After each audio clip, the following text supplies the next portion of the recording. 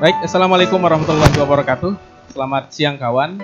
Hari ini saya berada di lapangan Sangkareang, Kota Mataram.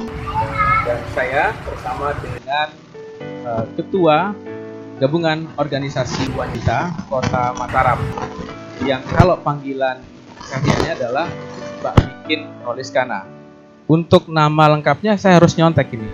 Nama lengkapnya beliau ini adalah Hajah Noviani Danar Kinastri Roliskana Esos. Kita akan berbincang mengenai perempuan di Kota Mataram, kawan, karena tanggal 8 Maret 2020 ini adalah Hari Perempuan Internasional, yang esensinya adalah bagaimana pemberdayaan perempuan yang dilakukan oleh organisasi perempuan yang ada di daerah ini. Tapi kita akan berbincang dulu nih Mbak Kikin soal apa itu GOW atau Gabungan Organisasi Wanita, agar masyarakat kita paham ini GOW itu seperti apa gitu. Ya, terima kasih. Jadi GOW sendiri merupakan singkatan dari Gabungan Organisasi Wanita Kota Mataram. Jadi GOW ini ada di setiap kabupaten kota yang ada se Indonesia. Merupakan kalau di provinsi namanya BKOW. Sementara di kabupaten kota disebut dengan GOW. Nah, yang menjadi ketua GOW adalah secara individu adalah istri dari wakil kepala daerah. Kami membawahi semua organisasi wanita yang ada di Kota Mataram. Akan tetapi khusus di Kota Mataram, kami tidak menerima dari organisasi wanita yang berbasiskan partai, supaya kita yang berada di dalam GOW ini murni organisasi wanita dari berbagai basis. Ada yang dari profesional, jadi seperti Ikatan Bidan, kemudian ada organisasi keagamaan, ada wanita Hindu, wanita Buddhis, wanita Kristen, wanita Katolik, dan wanita Islam. Semua lengkap tergabung di dalam. Jadi saat ini GOW Kota Mataram sudah tergabung dari 27 organisasi di Kota Mataram. Jadi semakin hari semakin banyak yang ingin bergabung dengan GOW. Dan di kepengurusan GOW sendiri itu merupakan perwakilan dari masing-masing organisasi. Jadi setiap organisasi mengutus satu orang pengurusnya untuk menjadi pengurus di GOW. Jadi benar-benar GOW Kota Mataram itu representasi dari organisasi-organisasi wanita yang ada di Kota Mataram. Dan kegiatan yang dilakukan oleh GOW semua yang berkaitan dengan wanita, dengan perempuan. Juga tidak terlepas kita juga fokus juga terhadap kegiatan yang generasi muda seperti remaja, seperti itu. Mungkin itu sekilas tentang apa sih GOW. Karena selama ini kan orang hanya tahu PKK Dharma Wanita gitu kan. Sementara GOW ini apa gitu. Bedanya antara PKK dan GOW apa, seperti itu. Jadi kalau PKK itu program terstruktur sudah resmi dari pusat. Yeah. Sementara kalau di GOW kita berkreasi dengan berinovasi dengan kegiatan-kegiatan yang akan kita sampaikan kepada masyarakat. Jadi apa sih kegiatan yang belum tersentuh oleh PKK, itu yang kami stretching di sana, seperti itu. Kalau dalam beberapa tahun terakhir, program apa yang paling menonjol yang dilakukan oleh GOW sendiri di Kota Mataram, Mbak Kikin? Ya, beberapa tahun belakangan ini memang saya memegang GOW sudah 2 periode, jadi sudah hampir 9 tahun.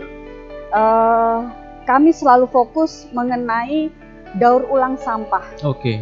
Jadi apa sih ibu-ibu di GOW ini berpikir apa yang bisa kita lakukan dengan permasalahan sampah-sampah yang ini menjadi ciri, sebenarnya masalah sampah menjadi ciri suatu kota besar.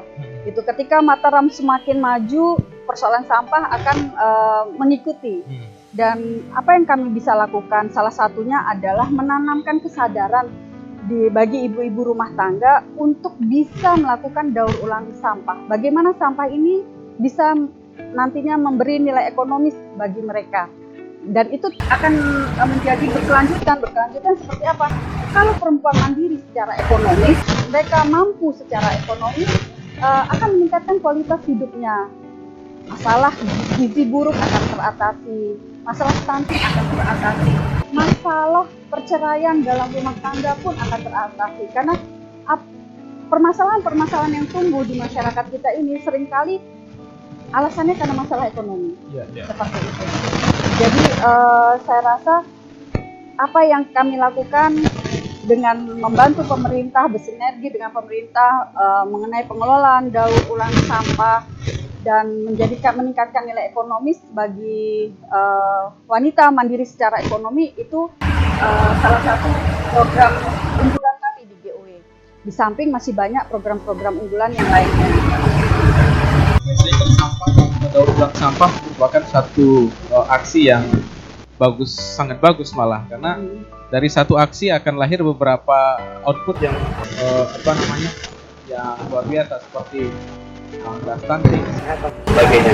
Jadi recycle di mana saja untuk dipusatkan cara ini?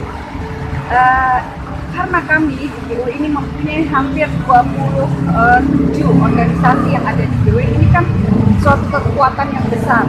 Jadi caranya kami melakukan pelatihan dulu. Kita pelatihan dulu untuk para pengurus yang ada di yang tergabung di dalam GOW ini. Kemudian organisasi-organisasi juga kami undang sebagai perwakilannya, dari kecamatan, kelurahan juga kami undang.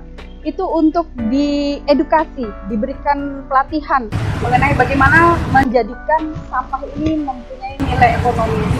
Kemudian kami mewajibkan masing-masing organisasi yang tergabung di dalam GOW untuk melakukan kegiatan serupa di organisasinya. Kemudian mereka akan mengedukasi masyarakat sekitarnya, anggotanya, dan itu terus menyebar. Dan memang tidak kita fokuskan di satu tempat, tidak, tapi itu menyebar secara masif, itu sudah menyebar, dan masing-masing organisasi sudah merasakan manfaatnya bagi masyarakat sekitarnya, bagi untuk komunitasnya, seperti itu. Baik, mindset atau sudut pandang masyarakat, cara pandang masyarakat terhadap sampah, bagaimana kalau Mbak Kikin melihat di Kota Mataram seperti sekarang ini? Ya, memang kalau dibilang mindset masyarakat terhadap sampah itu masih bukan sangat rendah, masih rendah. Seperti itu. Tapi kita tidak boleh pesimis. Kita harus optimis bahwa kita bisa merubah mindset masyarakat itu terhadap sampah ini sendiri. Karena kan kalau kita lihat sekarang mereka sudah mulai merasakan dampak sampah dan perilaku buang sampah sembarangan yang mereka lakukan. Misalnya ketika curah hujan tinggi terjadi genangan gitu, nggak bisa kita bilang banjir ya, karena baru semata kaki kok gitu kan, itu baru ibaratnya itu genangan. Dan toh juga akan surut hanya dalam hitungan menit, jam gitu bisa cepat surut, jadi belum bisa kita katakan banjir. Tetapi masyarakat sudah merasakan bahwa mereka terganggu dengan hal tersebut.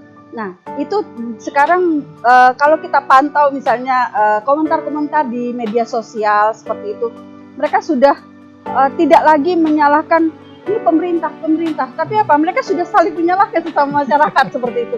Nah, itu yang harus kita bantu mereka. Terus tidak hanya istilahnya berkeluh kesah, tapi harus ada action. Actionnya seperti apa?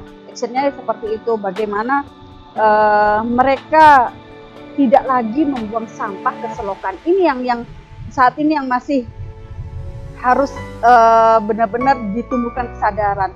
Karena saya lihat masyarakat Kota Mataram ini dia pingin halamannya bersih, tapi abis itu dia nggak peduli gitu. Jadi rasa ketidakpeduliannya itu yang harus kita tumbuhkan. Jadi kalau keinginan untuk bersihnya sudah bagus, akan tetapi harus dibuang kemananya itu, gitu kan? Itu yang mereka masih kurang. Kadang mereka nggak peduli, yang penting saya nggak kena, tapi mereka tidak memikirkan saudara-saudara mereka yang di ujung kali misalnya seperti itu, atau di ujung selokan yang nanti efeknya banjir. Itu yang harus kita tanamkan kepada mereka bagaimana. Salah satunya adalah mengurangi penggunaan sampah plastik, memanfaatkan sampah-sampah yang bisa didaur ulang seperti itu. Itu perlahan-lahan kita edukasi masyarakat kita. Jadi recycle sampah, kemudian mengelola sampah dengan baik, butuh gerakan menjadi lifestyle seperti itu mungkin ya. Ya. Dan kita kembali soal perempuan, bagaimana GW melihat soal kesetaraan akses kerja, kemudian ekonomi antara laki-laki dan perempuan secara umum saat ini gitu. Kalau secara umum saat ini saya bilang kalau masalah gender, kesetaraan gender itu di Indonesia itu secara umum saya rasa sudah tidak ada masalah. Jadi sudah tidak pernah lagi kita mendengar aktivis-aktivis perempuan menyuarakan itu. Jadi semua perempuan di Indonesia saat ini sudah bisa mengambil posisi profesi apapun itu. Jadi tidak perlu lagi kita meributkan untuk kesetaraan gender itu. Dan tapi yang penting bahwa kita sebagai perempuan harus sadar diri bahwa ada kodrat yang tidak boleh kita lupakan. Jadi bahwa ada hal-hal yang memang tidak bisa diukur semuanya harus sama, tidak seperti itu. Harus keadilan itu bukan sama rata, tapi adalah untuk keadilan itu diberikan kepada yang berhak, seperti itu. Iya. Jadi di posisi apapun, di lembaga apapun, sekarang sudah porsi perempuan sudah cukup ya. Di politik saya dengar ada 30%, birokrasi, Mbak Kikin juga bagian dari birokrasi juga, gitu kan. Posisi perempuan juga banyak yang tinggi-tinggi. Jadi tidak ada pembedaan sekarang. Tidak ada pembedaan seperti itu. Sekarang tinggal kita perempuan memperkaya diri. Jangan pernah mau berhenti belajar. Belajar dalam hal sekecil apapun, meningkatkan keterampilan kita. Karena gini, kita perempuan tuh kan ibarat katanya adalah madrasah pertama buat keluarga kita, buat anak-anak kita. Jadi harus kita terus memperkaya diri dengan keterampilan, dengan ilmu, dengan pengetahuan untuk anak-anak kita. Jadi kita berpikir dulu skup yang paling kecil dulu di keluarga inti kita. Jadi ketika semua kita jadi ibu itu kan kita belajar melalui anak-anak kita bisa menjadi ibu. Tapi apakah kita akan mendidik anak kita dengan pola yang kita terima ketika kita masih menjadi anak? Kan tidak. Karena apa? Sekarang perubahan, globalisasi, terus tantangan-tantangan yang dihadapi oleh anak-anak kita zaman sekarang kan berbeda, ya kan?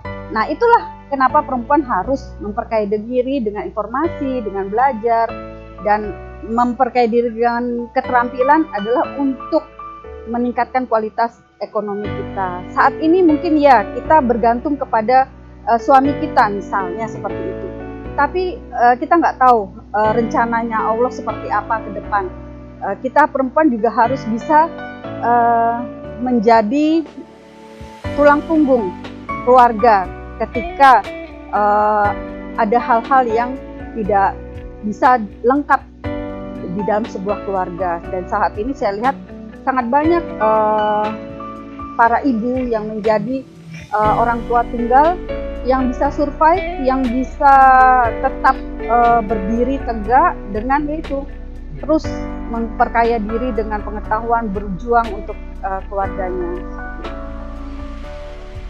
Baik kawan, gagasan dan sudut pandang Mbak Kikin terkait dengan isu-isu perempuan di daerah ini menarik. Tapi nanti jangan kemana-mana, kita akan kembali setelah jeda berikut ini.